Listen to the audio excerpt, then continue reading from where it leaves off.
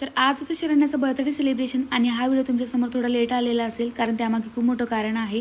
ते मी तुमच्यासोबत शेअरच करणार आहे. तसं तर हा व्हिडिओ 6 जूनचा आहे. त्याच दिवशी मी रात्रीचे 12 वाजता केक कटिंग करायला घेतलेला होता, कारण मला खूप जास्त हौस होती सरूचा बर्थडे सेलिब्रेट करायची.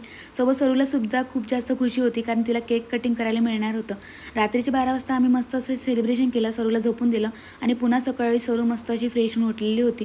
मला तर तिच्याकडे बघून असं वाटते का देवाने मला खरंच खूप मोठं गॉड गिफ्ट दिलेलं आहे. सरू तर छान हॅपी होती, कारण तिचा बर्थडे होता. तिला छान मस्त आंघोळ वगैरे घालून दिली आणि छान रेडीसुद्धा केलं, कारण आम्हाला जायचं होतं मंदिरमध्ये वगैरे जाऊन आलो आणि नंतर गेले होते मी मार्केटमध्ये, कारण मला थोडीफार शॉपिंगसुद्धा करायची होती.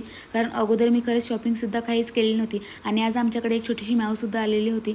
नंतर छान नाश्ता करून घेतला होता, संध्याकाळी सेलिब्रेशन होतं म्हणून. नंतर माझी बहीणसुद्धा आली होती, कारण आज ते सरूचा बर्थडे होता. नंतर तिला छान रेडी वगैरे करून दिलं आणि संध्याकाळी घेतलं होतं सरूचा बर्थडे सेलिब्रेशन करायसाठी. तसं तर एका व्हिडिओमध्ये जास्त काही सांगता येत नाही आणि दाखवतासुद्धा येत नाही, म्हणून मोठा व्हिडिओ मी तुमच्यासोबत शेअर करणार आहे. आणि खूप छान असं सरूचं बर्थडे सेलिब्रेशन झालेलं होतं.